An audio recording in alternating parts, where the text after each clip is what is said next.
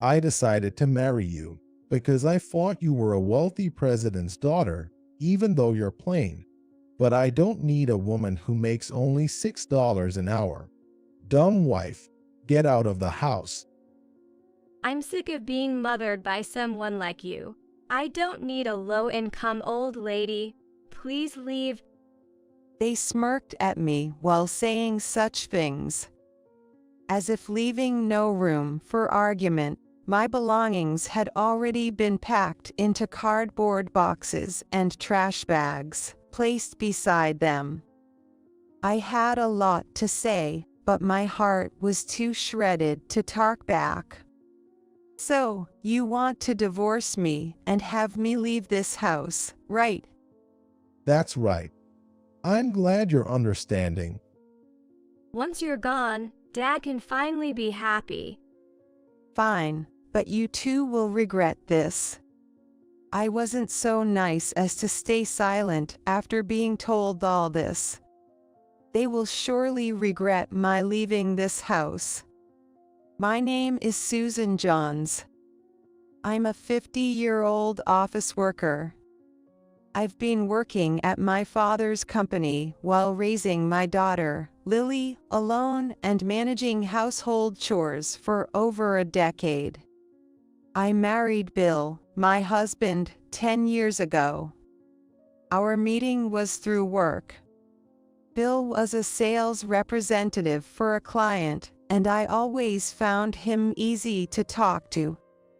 He wasn't my type looks-wise, but I, not great at making friends, was secretly drawn to the bright and always smiling Bill.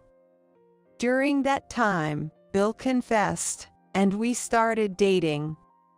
At first, I was intimidated by the thought that we weren't a match, but he said, "Your shy nature and domesticity are charming." Our relationship was smooth and enjoyable. But one day, Bill dropped a bombshell. Actually, I have a daughter who's 10. This confession came 6 months into our relationship, right when Bill proposed. What? The news that Bill had a child was completely unexpected. I knew he was divorced before we dated, but I never imagined he had a child. I was thrilled about the proposal, but honestly, I was more bewildered. But Bill would take me to nice restaurants and places with beautiful night views. He always had something positive to say to me, the pessimist. Life with him would surely be fun. I fought, and I started wanting to marry him. Stay away from a divorced man with a child. It's bound to make you suffer. I faced strong opposition from my strict father. Still, Bill promised, "I will definitely make you happy." Believing that I could overcome any difficulty with Bill, we got married despite my parents' opposition. But I wish I could tell my past self that you should listen to what your parents said. Otherwise, you'll end up seeing hell. As we were getting married, I worried about whether I could get along with Bill's daughter, Lily, and whether I, who had never raised a child, could truly become a mother. The first day I met Lily. "Nice to meet you. I'm Susan." Nice to meet you. I'm Lily. Come in quickly. She greeted me with a smile, grabbed my arm, and led me to the living room. You're a daughter of President, right? Wow, that's impressive. So cool. Her eyes sparkled with innocence, and it touched my heart. I could tell she was a really good kid. That day, I cooked a homemade meal. I went all out, preparing lots of dishes that kids would like. Lily stuffed her mouth with food and kept saying, "Delicious," over and over. I remember being so happy. Susan's cooking is amazing. It's nothing like Dad's. To eat this every day would be the best. She seemed to have accepted her father's remarriage surprisingly easily. What are you talking about, Lily? Dad's cooking is good too, right? Well, it's always the same dishes, and they're bland. Susan's cooking is way better. Now, I'm going to cry. You're making me sad. They joked and teased each other like that. I could see they were a close-knit family. Also, let's talk about our family finances. My husband is just an average employee at a small to medium-sized company. While I am a president's daughter, I've worked long at my father's company, holding a position and earning a decent income. So, our family's finances largely depended on my salary. There was an understanding that my husband would actively take on household and parenting duties, so I never really had any complaints. Whoever can earn should do so, which was our family's approach. That's why I started by replacing my single-use furniture and appliances with family-friendly ones to make life easier for Lily and Bill, aiming to quickly become a full-fledged family member. The same went for our living situation. During my single days, I lived in an apartment owned by my father's company. It was too large for just me, so they decided to move into my apartment. And that's how the new life for the three of us, me, Bill, and Lily, began. When Lily first visited my apartment, she ran around, excitedly shouting, "It's so spacious, amazing." Seeing her like that, I vowed to do my best in parenting and work, hoping she would grow up to be a fine adult. Life with the three of us was stress-free, peaceful, and fun. Blood relation didn't matter. We three were a real family, looking forward to life ahead. However, reality was not so sweet. As Lily entered middle school, her attitude towards me began to change. She joined the badminton club in middle school. It was a club, passionate about practice, so she was at school during the day and at club activities from evening to night, gradually spending less time at home. On days off from club activities, she would come home from school, throw her bag on the sofa, and just play with her phone. That's when the distance between Lily and me began to grow. Even when I tried to talk to her, she wouldn't even nod, let alone face me. When I discussed Lily's attitude with my husband, he said, "It's just her being rebellious because she's in middle school, don't worry about it," and I thought it would settle down after a while. But no matter how long I waited, her attitude didn't change. I continued to try engaging with Lily, but the response was lackluster, and sometimes she would sigh deeply and say, "What? Don't talk to me," completely rejecting me. Even when watching TV together in the living room, Lily would only talk to Bill. It was as if she didn't hear anything I said. Yet, when she needed something, like, "Hey, I need this for club activities tomorrow, can you wash it?" she would talk to me. At other times, I was like air to her. Still, I tried to meet Lily's demands, not wanting our relationship to drift further apart. However, I also worked at a job that didn't just require weekends off. I was on a shift schedule and often swamped with work, even on my days off. My job was demanding, sometimes requiring me to telework, even on holidays. I don't dislike my job, and I'm thankful that I can work, but the busier work got, the more inevitable it was that I couldn't always meet Lily's demands. When I was trying to cook dinner, after work, she would ask me to buy a cake in front of the station, or to make a different dish, saying, "I don't like this side dish, make hamburgers instead." Every time I said no, Lily would make a displeased face, clicking her tongue and saying, "Useless, do it if you're a mother," before storming off to her room. Lately, my daughter often says, "A mother would do this, right?"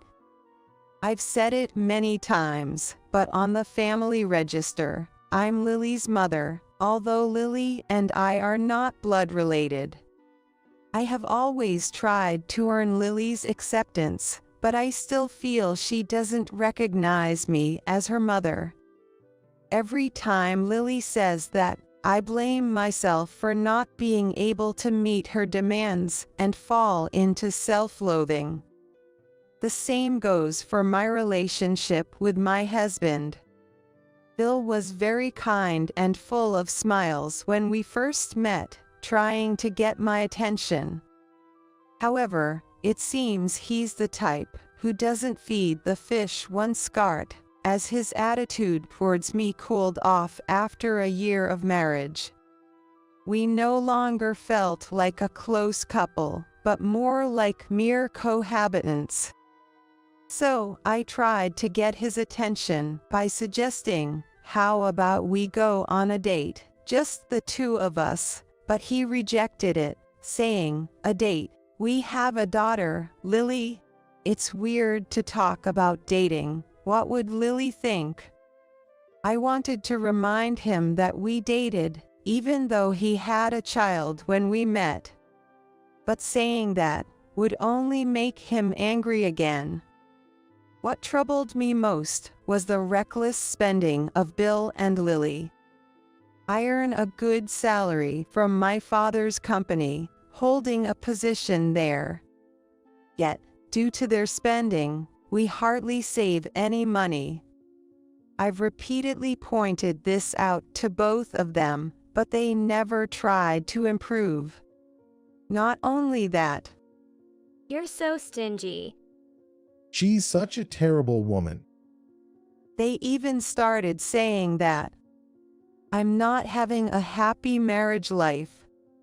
However, I tried to convince myself that perhaps this is just what marriage is like, as I married for the first time after turning 40.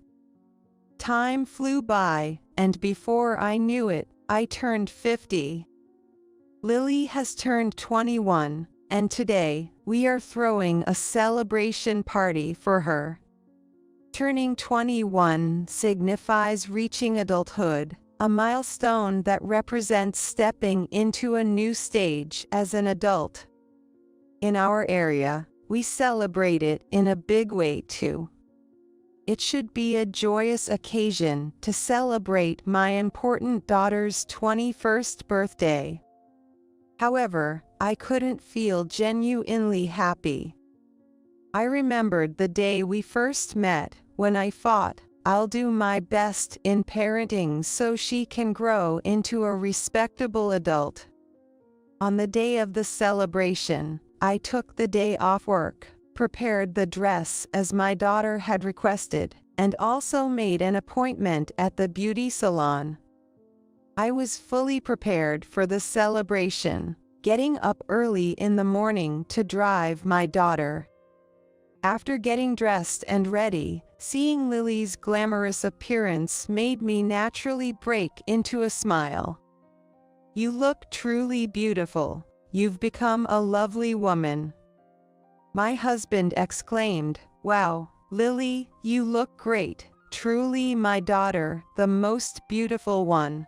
Lily smiled only at her father, saying, "Thanks, Dad." However, she completely ignored my words.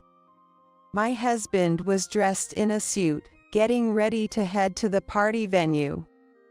I had also put on nicer clothes than usual, intending to go to the celebration party with Lily and my husband. But then, what? Why is the old lady trying to come? You absolutely must not come to the ceremony, she sharply told me. My daughter, calling me old lady and hurling insults. Wait, but I wanted to go, since my daughter is dressed so beautifully. Even though I tried to keep smiling despite the harsh words, it seemed to have the opposite effect. So annoying. You're a fake mother. Stop pretending to be my mom. Don't call me your daughter. Just don't come, okay? I don't want my friend to think my mom is such a plain woman. She shooed me away with her hands. I wondered if this behavior was truly that of a respectable adult. A fake mother, huh? I wondered if I had gone wrong somewhere in raising her. Duh. I let out a big sigh. They ended up going without me. Left with no choice, I decided to spend my time leisurely at home. But with my schedule suddenly cleared and nothing to do, I decided to head to the office and work. It was a stark realization of how much of a workaholic I am. After finishing work reasonably early, I returned home to find my husband sitting on the sofa, frowning and with his arms crossed. His unusual demeanor gave me a sense of unease. What's wrong? Why didn't you tell me? Tell you, about what? Your father's company is on the verge of bankruptcy. They've significantly downsized their business in America, hadn't they?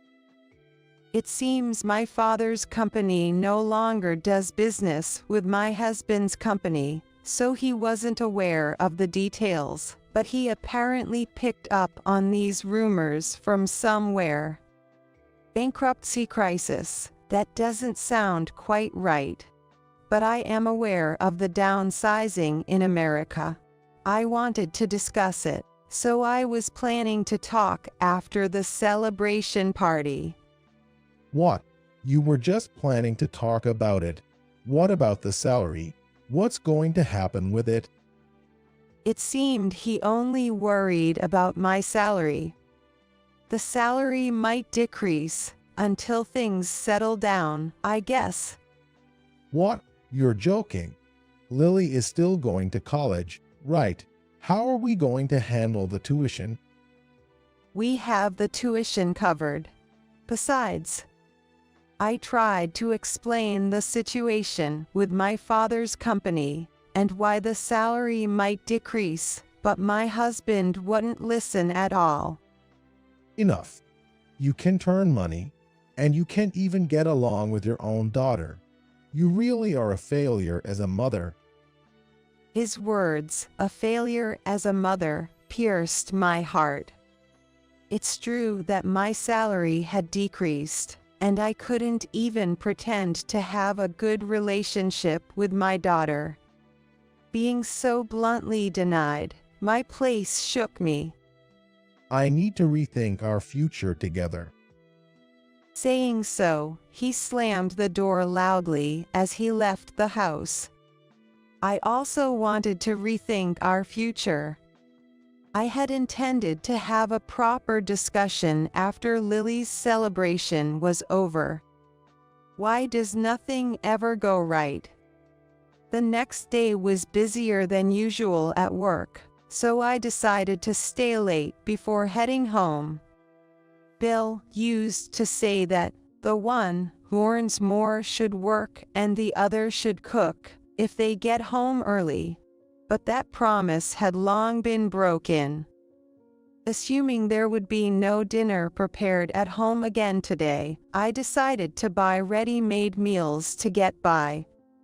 When I arrived home, I found Bill and Lily smirking about something. Usually, they would just watch TV or stay in their rooms when I got back, so their behavior was noticeably odd.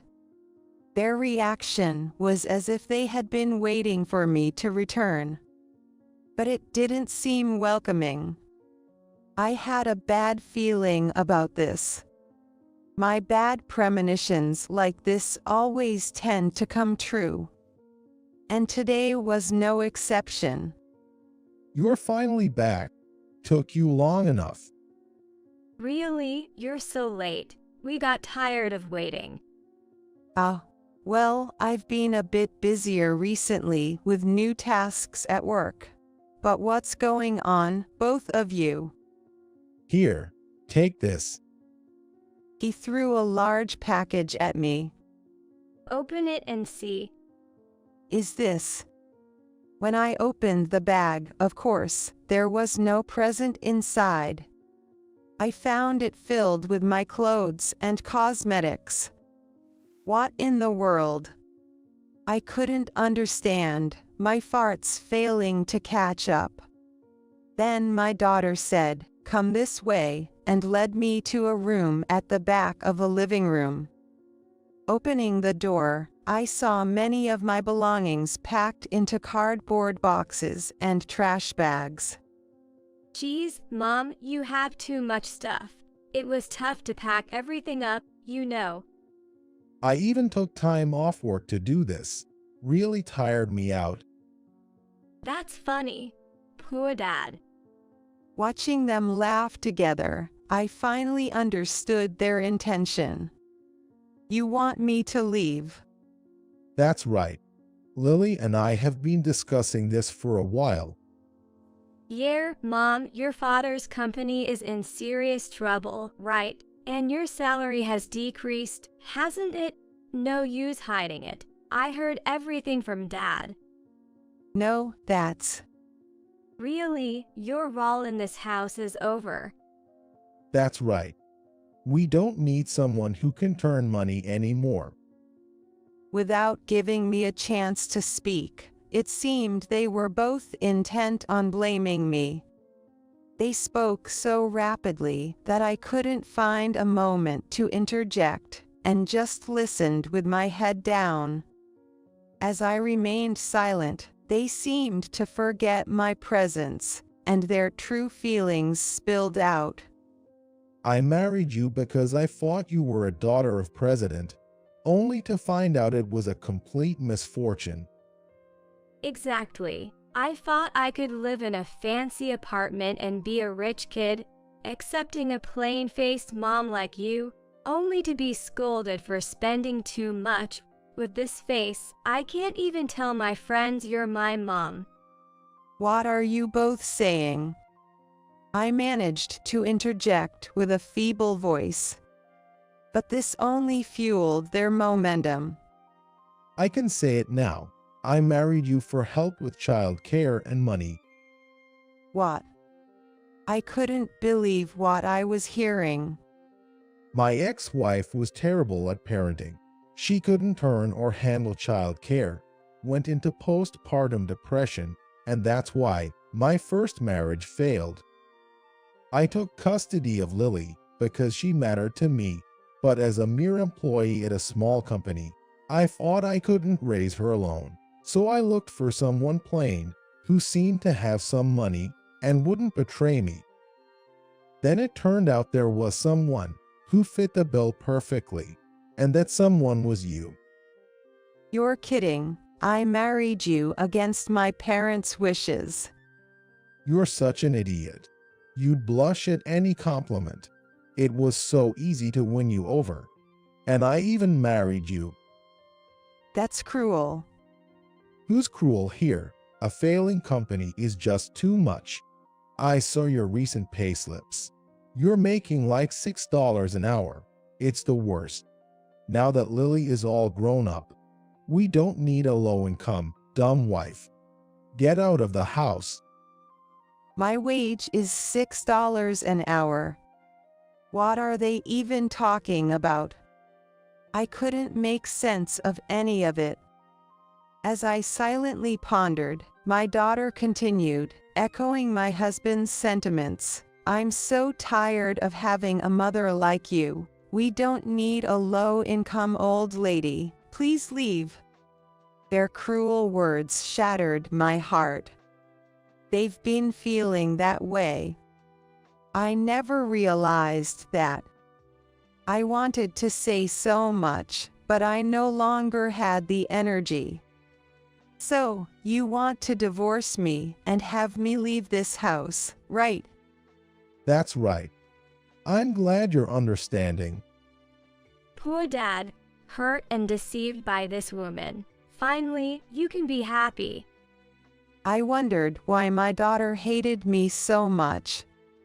I don't recall doing anything to deserve such harsh words from either my husband or my daughter. My daughter seemed to despise me intensely, glaring at me with a demonic expression. Seeing her like this, my husband smirked with satisfaction. I felt anger boiling up inside me at the sight of my husband's smug expression. I'm not so kind-hearted as to stay silent after being treated this way. Surely, they will regret it when I leave this house. I began preparing to leave immediately. Oh, so you're really going to leave. It looks like you finally realized you're a burden in this house. It took long enough. My husband sarcastically moved my belongings to the entrance. Seeing my husband moving the bags, my daughter oddly sympathized with him, saying, "Dad is such a good-hearted person to help move the luggage." We'll send the remaining items by cash on delivery later.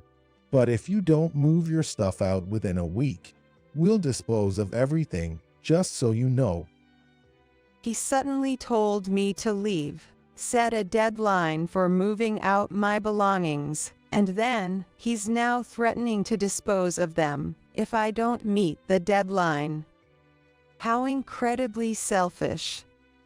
Fine, but let me say this. You will definitely regret it. Be prepared. I said to my husband in the loudest voice I've ever used in my life. Regret? No way. He laughed, but I ignored him and left the house. That day, I decided to stay in the company-owned apartment. I planned to live there until I found a new place. Though I could have had my belongings sent, I didn't want my address known, so I waited for a chance when my husband and daughter were away to hire movers myself. As we both worked, our savings were split equally between us. My husband, with his spending habits, had no savings. As a result, a significant portion of the money I had saved ended up going to him, but that was the rule, so I had to comply. In the end, I handed over about $100,000. Well, I hope they use that money for my daughter's college expenses. That was the plan, anyway. And so, our divorce was finalized. My heart was torn until the divorce, but surprisingly, I felt more at ease and happier after it was done. My feelings were unexpectedly clear. It just shows how distorted my married life had been. 2 months after the divorce was finalized, I received a call from my ex-husband. I hesitated to answer, suspecting what it might be about, but curious about his predicament, I decided to listen for amusement. Hey, what the hell is this about? My ex-husband sounded quite panicked from the get-go. What's wrong? I had a pretty good idea what the issue was, but I asked anyway. I've been told to leave this house by tomorrow. Why? It's our apartment, isn't it? Of course, it's my company-owned apartment. It's clear that two strangers divorced from each other shouldn't be able to live together. It's quite obvious. But even if you say that suddenly, I have no idea where to go next. Can you ask your father to let Lily and me continue living here? What are you talking about? I was suddenly kicked out by you 2 months ago, with no place to go. Fo is completely unconcerned about that. About that, I'm sorry. So, can you help us out? No matter what you say, it's impossible. Is that all you wanted to say? I'm hanging up. Such a cheap apology surely won't make me forgive what happened that day. Even after our divorce, it seems this man still underestimates me to no end. As I was about to hang up, my ex-husband said, "Wait, don't hang up." What now? Is there something else? There's something I don't get. Recently, they decided to build a new high-rise near our house. The location is great, and from what I saw in the brochure, the amenities and space are impressive. When I looked into it, I found out it's owned by your company. What's the deal with that? I thought your company was in financial trouble. How could they afford to build such an amazing building? Oh, that matter. My company started a new business 2 years ago, and it's been doing really well. There's no financial crisis. In fact, it has grown into a company with annual revenues of $30 million. So, buying that building was easy. What? That can't be right. I thought your company in the US was gone, and wasn't your salary reduced? The company in the US hasn't disappeared.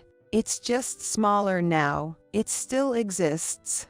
We're expanding our business internationally because the potential revenue outside of the US is much greater. The reduction in my salary was only temporary during this transition period. Our company has an incentive system. My father made sure to adjust so that other employees wouldn't face a salary cut, but since I'm family, I told them it was okay to reduce my salary temporarily. My base salary was sufficient to begin with, and besides, I already had a significant new role lined up for me. Why didn't you explain such important things to me? I tried to explain, but you never gave me the chance. Besides, it's common knowledge that my father's company is rapidly growing. You would have easily found out if you had done a bit of research. You just assumed the worst, didn't you? Well, that's true, but I mentioned I had a big job lined up, and that's because I'm going to be the president of my father's company. President, you.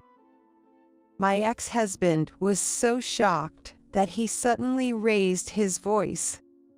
His voice was so loud that I had to pull the phone away from my ear and furrowed my brow in annoyance, thinking to myself, so noisy.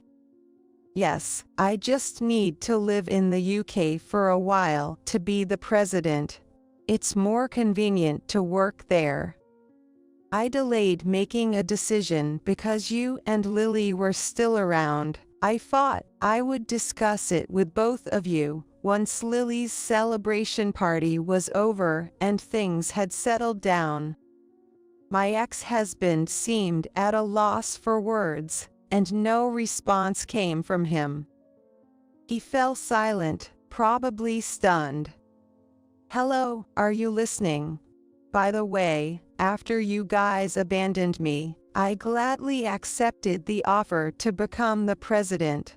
I've already set the date for moving to the UK, and soon I'll be the president of a company with annual revenues of $30 million. That's ridiculous. Unbelievable. Even during the property division, it was only $100,000. It's a large amount, but nowhere near $30 million. Such wealthy people are not common. Indeed, that would be the norm. Companies with annual revenues exceeding $30 million are rare. However, the situation changes on a global scale. It is said that the salary gap between presidents of companies that operate internationally and those that don't can be tens of times different. Our company has not been limited to the US for a long time. It has been able to grow so much because we have expanded our business internationally. All my savings were managed under my father's name because you and Lily were so reckless with money. So, I decided to entrust most of my salary to my dad, who I knew could successfully manage and invest it. But I saw a payslip with a salary of $6 per hour. What was that about? Oh, I remember you mentioned that. I thought about it afterward, wondering what you were referring to. I realized it was probably the payslip of a part-time cleaner working for us, and that's from years ago. The company has been concerned that the wages for part-time employees might be too low, so I was conducting a review. I was looking back at all the past wages. The payslip you saw is probably from years ago. Now, the minimum wage everywhere is over $9, so it's clear that $6 an hour just isn't possible anymore, if you think about it. I couldn't help but laugh at the absurdity. If he had looked closely at the payslip, he would have noticed the different name and date. He must have been desperately searching for something to use against me. Maybe that's the payslip he happened to see. But seriously, even a fool would notice that. So, I've been mistaken all this time. I let a woman worth $30 million slip through my fingers. Well, it looks that way. I'm hanging up now, and say hi to Lily for me. With that, I abruptly ended the call from my ex-husband. After that, I received numerous messages and relentless calls from my ex-husband, begging me to reconsider, but I ignored them all. Still, he was so persistent that I blocked him on everything yesterday. 3 months have passed since then. I am living in the UK now. Work has been extremely busy without a break, but I am grateful for the increased workload. With no personal troubles, I can engage in my work stress-free, so no matter how busy, it doesn't feel like a burden. Lily has called me several times since then. I'm really sorry, Mom. When I entered middle school, Dad started bad-mouthing you, saying you were cheating or mocking me. I believed all that and blamed you for everything. I'm sorry for all the awful things I've said over the years. Lily seemed genuinely remorseful, and I considered forgiving her, but her past behavior towards me, influenced by her father's words, was too harsh to simply overlook. I'd like to say it's understandable because it was what your father said, but you also had a part in this. Even though I'm apologizing like this, you won't forgive me. You are my mother. Also, you are wealthy, right? Please, I can't lower my standard of living now that I'm used to having you around. Help me out. I'll go anywhere, even to the UK. Lily's argument was that life was comfortable and somewhat affluent when I was around, without any inconvenience. But since I left, they were evicted from the apartment, and now she and her father are living in a small, cheap rental, struggling with their new life. However, her words, "You are my mother," echoed painfully in my ears, a reminder of the accusations I had faced before.